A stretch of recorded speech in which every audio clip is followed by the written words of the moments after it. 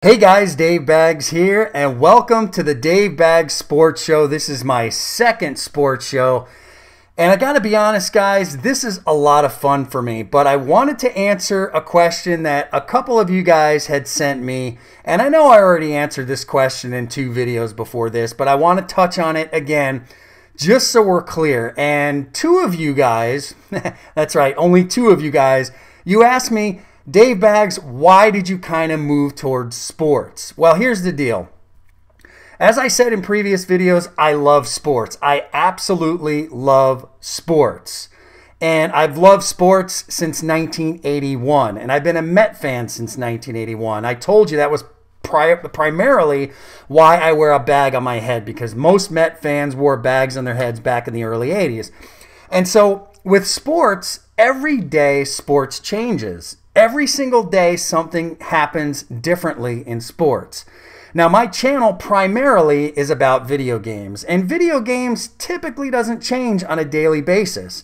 So if a video game comes out tomorrow, in 2 months, that video game is still there, but you know, how many videos can I really creatively make about that video game and continually entertain the audience unless I do something, you know, pretty creative, and I've done that. Now, I love video games. I've told you guys I love video games, but with sports, as I said, it changes every day. There's always something in the news. There's always things happening, no matter if it's baseball, football, basketball, hockey, cycling, MMA, boxing, whatever. Everything is always changing. So that's the reason, guys, that I'm doing sports now on my channel. And I love sports, and I hope you guys enjoy it too. Even if you're a video gamer, I hope you guys kind of enjoy this too. So what I want to get into today, I got a few things I want to talk about, but I want to talk about my father-in-law. And you guys are probably thinking to yourself, well, why do you want to talk about your father-in-law? Well, here's the deal. My father-in-law is in his 70s, and he's a huge San Francisco Giants fan. I cannot tell you, I cannot express to you guys how much my father-in-law loves the San Francisco Giants. He's obsessed with the Giants, and he hates the Dodgers. Absolutely hates the Dodgers. And if you know anything about Major League Baseball, Giant fans hate Dodger fans, and Dodger fans hate Giant fans. That's the way it is, okay? And I'm sure if you like other sports, you can kind of relate some kind of a rivalry with your sports as well. Now, my father-in-law, because he loves the Giants, he also loves the Major League pitcher for the Giants, Madison Bumgarner, okay? And if you haven't been born under a rock, you know that Madison Bumgarner is one of the top 5 pitchers in all of Major League Baseball. Now, it's debatable, but he is, okay? He's got World Series titles, he's a great pitcher, and he absolutely loves Madison Bumgarner. Now, my father-in-law is knowledgeable about sports all across the board. It doesn't even have to be baseball. He's knowledgeable. But I wanted to somehow get my father-in-law on my show, but I wasn't sure how to do it. I really wasn't sure how to do it, so I decided to call my father-in-law, and I downloaded an app to my phone that basically records conversations. And so he didn't even know that I was recording the conversation. So I called my father-in-law, and I basically played a joke on him saying that Madison Bumgarner was traded to the Dodgers. And towards the end of the conversation, just understand my father-in-law is he's colorful. He's colorful when it comes to his vocabulary. Let's just say that, okay? So that's towards the end, but I want you guys to hear this conversation. I hope to bring my father-in-law back on my show and possibly create a segment just for my father-in-law. So without further ado, here's the conversation I had with my father-in-law talking about Major League Baseball, the San Francisco Giants, the Dodgers, and Madison Bumgarner getting traded to said Dodgers. Have a listen. Yeah, Dave. Hey, did you hear what happened to Madison Bumgarner? What happened to him? They traded him to the freaking Dodgers. Get the hell out of here. Yeah. That'll be the fucking day. No, they turn your TV on. They traded him to the Dodgers. Dave, I hope the hell you're fucking trying to jerk me around. Yeah, I don't understand it. I don't know if it's because he got into a bike accident or what. You better start. I'll tell you what. You better start becoming a Dodger fan for real, because that team's stacked now. Dave, I'm going to tell you something. Madison Bumgarner. I read this article the day before yesterday on from Saberhagen. Okay, he said Madison Bumgarner, Buster Posey, and Brandon Crawford, the shortstop, are the only three that are untouchable. He said anybody else, he said, can go. That was Saberhagen. Are you kidding me or what? I'm telling you. That's why I told you. You need to become a Dodger fan now, Dad. If they had Bumgarner, they have the best team in all of baseball. Well, they do. I don't understand it. That would mean that they have the top two pitchers in all of fucking baseball. Well, so what? Well, maybe you should become a Dodger fan, though. Hey, Dave, you want me to come over wherever the hell you want me to smack you? I'm just messing with you. I had to call you because I'm sitting here on lunch. I'm like, man, Dad's got that new smartphone. I'm gonna mess with him. He's not a Dodger. He didn't get traded to the Dodgers. No, he's not on the Dodgers. Oh. But let me ask you this though: why not become a Dodger fan though? I don't see why not. They're good now. What I think of the Dodgers. What do you think of them? I hate their guts, just like how I hate the Rangers in hockey. Same. I don't know. I think.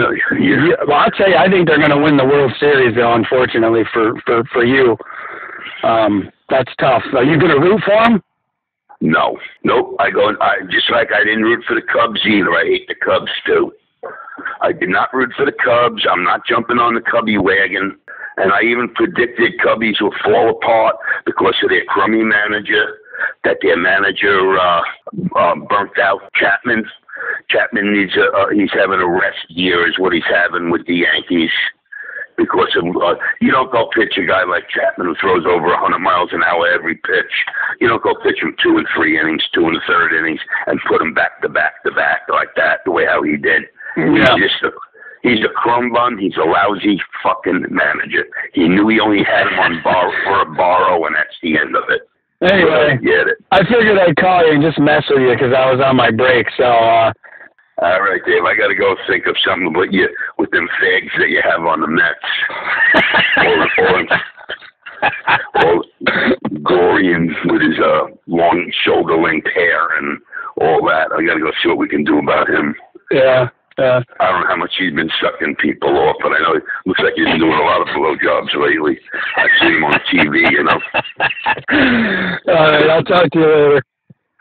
All right. Bye. Take it easy, Dave. Yep. Take it easy, Dave. Bye-bye. All right, guys. So there you have it. That was the conversation with my father-in-law. I love my father-in-law. We've known each other for over 25 years. Okay, so him and I have disagreements in sports and stuff like that. He always gives me a little bit of grief about my teams. I give him a little bit of grief about his teams. And so that's kind of how we do it. I mean, that's our relationship. But I also told my son today to, and he's chiming in right now, so I'm hoping he's going to wait. But I told my son, I basically said, because he's over his friend's house right now, and he wants to be part of the show, and he's chiming in right now. He's got a couple of questions he wants to ask me. And so I'm going to go ahead and I'm going to let him ask. I'm going to patch him into the show.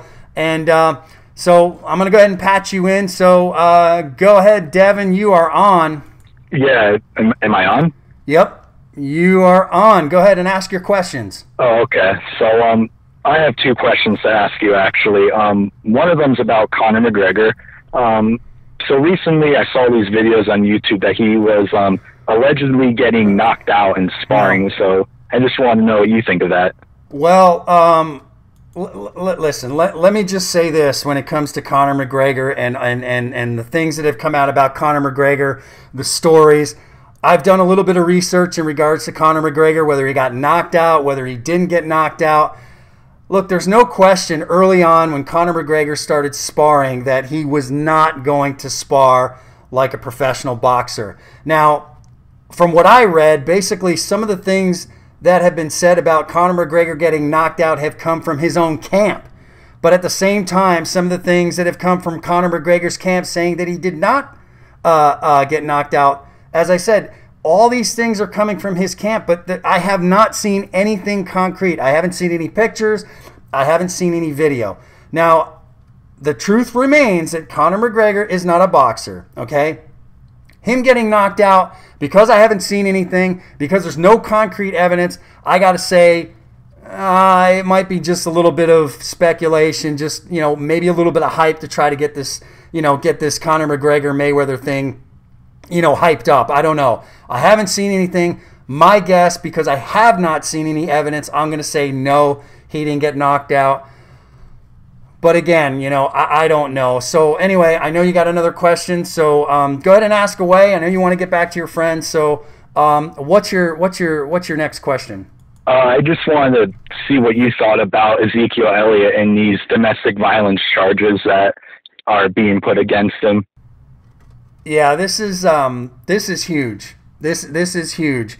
One thing I want to say about Ezekiel Elliot, and if you guys know anything about the NFL, you guys know anything about the Dallas Cowboys, last year when Ezekiel Elliot played with Dak Prescott, the one thing that I did say is this tandem is awesome. This tandem, if they stay healthy, is going to be around for a long time. This tandem, if they stay out of trouble, they're going to be around for a long time. Now, a couple of the things that happened to Ezekiel Elliott actually happened when he was in college. Now, I don't know why it's taken so long for the NFL to kind of, with the sexual allegations and things like that. I don't know why it's taken the NFL so long to kind of figure out a plan as to what they're going to do, whether they're going to fine him, whether, suspend him a couple of games.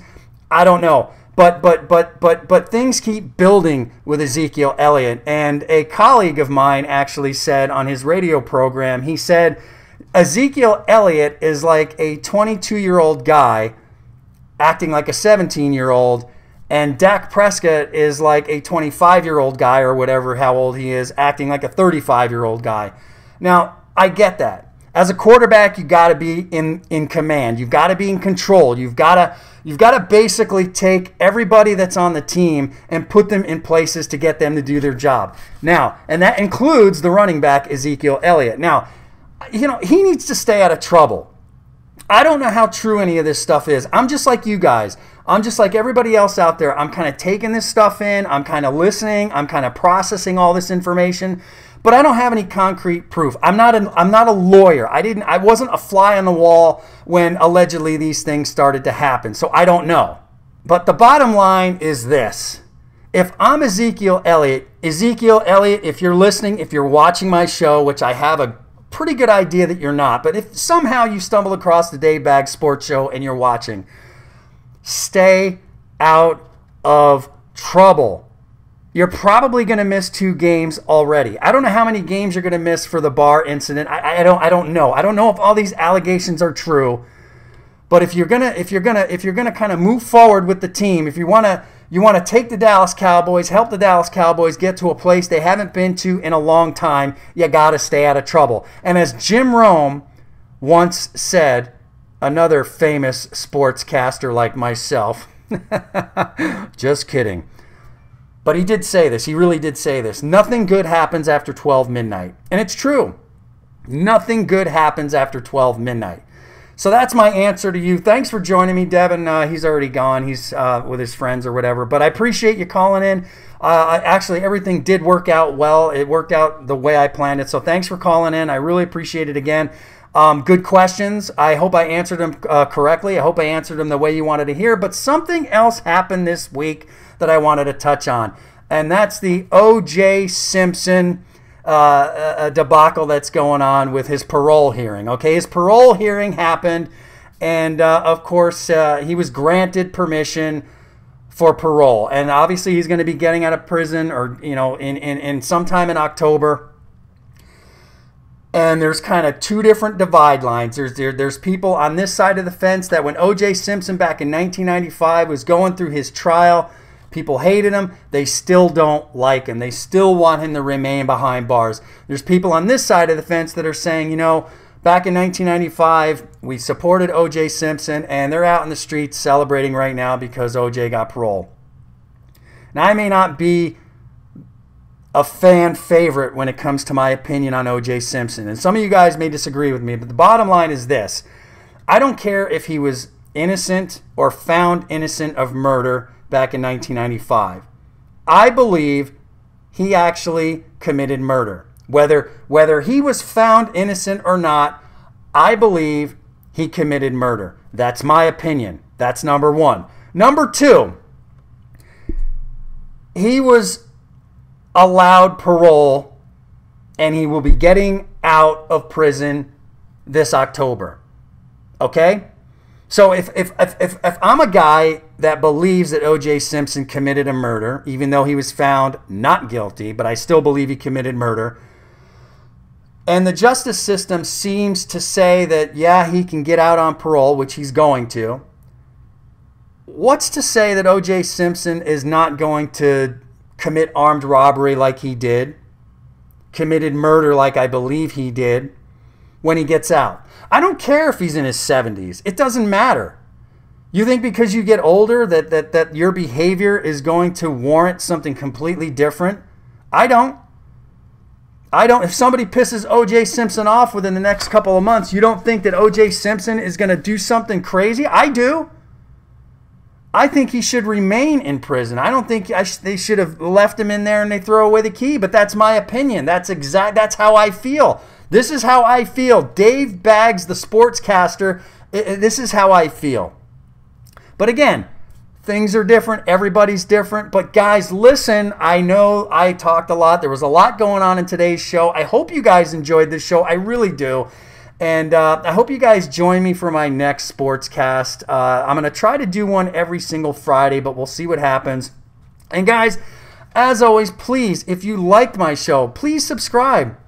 Subscribe down below. It doesn't take a lot of effort. Just go down, navigate, find the subscribe button, click on it, because you know if you subscribe to my channel, you're going to get notifications on your smart device when my next video comes out. You'll be able to enjoy my video. I want you guys to be involved in my channel, whether I talk about sports, politics, everyday events, video games, you name it. I want you guys to be involved. And as always, guys, again, please remember to like, subscribe, and comment. I am Dave Baggs. This is the Dave Baggs Sports Show. We will see you guys next time. Have a good day. Have a good one. Have a good life.